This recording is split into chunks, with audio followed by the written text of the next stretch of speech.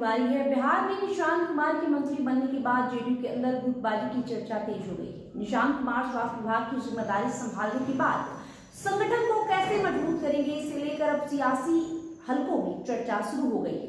तो क्या बिहार में एक और भूजा पार्टी तैयार हो रही है? जी हाँ, ये सवाल राज्य के पूर्व मुख्यमंत्री नीतीश कुमार के पुत्र निशांत कुमार के स्वास्थ्य विभाग मिलने के साथ ही परवान पाने लगा। निशांत कुमार का मंत्री ही बनना राजनीतिक जगत को आश्चर्यचकित कर गया। आश्चर्य लाजमी भी, जो व्यक्ति सीएम और डिप्टी सीएम के प्रति कोई इंटरेस्ट नहीं दिखाया, वो मंत्री पद का शपथ क्यों ले लिया?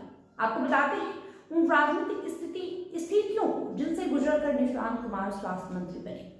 जनता दल यूनाइटेड के भीतर जो भावनात्मक चिंतन निशांत कुमार को उप मुख्यमंत्री बनाने को लेकर हो रहा था, निशांत कुमार बिहार यात्रा, सद्भाव यात्रा की जमीन तैयार करने में लगे हुए थे।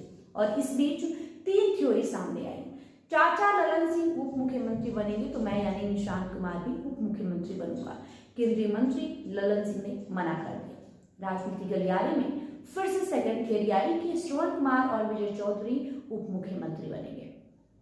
अब आपको बताते हैं तीसरी थ्योरी के बारे में।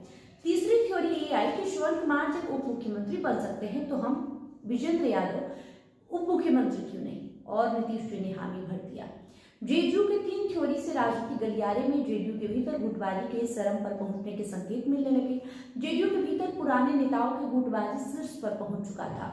उधर नीतीश कुमार ने टीम निशान के नाम पर 30 विधायकों की एक युवा टीम पहले ही बना दी थी। ऐसे में नारंगी की तरफ बाहर से दिखने वाला जेडीयू अंदर से खेमे बनने की कहानी को बल मिल गया।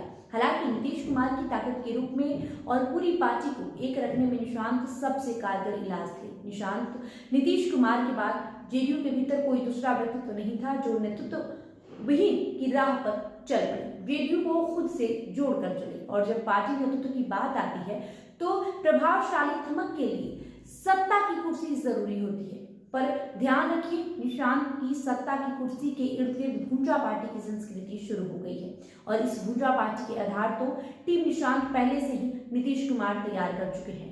निशांत आज स्वास्थ्य मंत्री के पद पर सत्ता के साथ महत्वपूर्ण पद अगर संभाल रहे हैं तो इसके पीछे भाजपा की भगवा मानसिकता भी और राजद के विरुद्ध जेडीयू को संजीवनी देना भी है। भगवा राजनीति को समझिए कि नीतीश कुमार के अगल बगल रहकर भाजपा जिस भगवा रंग को गाढ़ा करने में लगी थी, अब निशांत कुमार के पीठ पर सवार होकर भाजपा अपने गियर चेंज करेगी।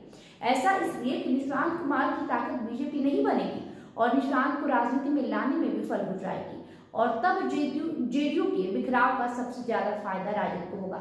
राजनीति से अलग हुए तो लौकुश समीकरण को अलग लेकर चले। आज बीजेपी थोड़ी सी भी लापरवाही दिखाई और जेडीयू के मतभेद और भी गहरे हुए तो सीधा सीधा लौकुश के बिगड़ने का फायदा राजद को मिलेगा। नीतीश कुमार के बारे में जब ये बात जेडीयू गलियारे में उठी कि भाजपा जबरन राज्यसभा भेज रही है तो जेडीयू कार्यालय में लालू तेजस्वी के पक्ष में नारे लगे थे।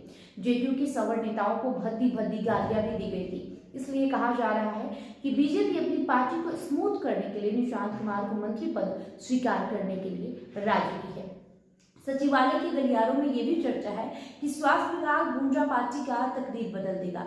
अभी तो स्वास्थ्य विभाग भाजपा से लेने में सफलता मिल चुकी है। अब यहाँ शीघ्र अधिकारियों का तबादला होगा, मनमानी अधिकारी आएंगे और फिर स्वास्थ्य विभाग के मेज पर भूजा पार्टी की बिसात पर घोड़ा, हाथी और प्यादा सब अपनी अपनी लय में चलेंगे। भूजा पार्टी वाली टीम की लाइफ बढ़ती जाएगी।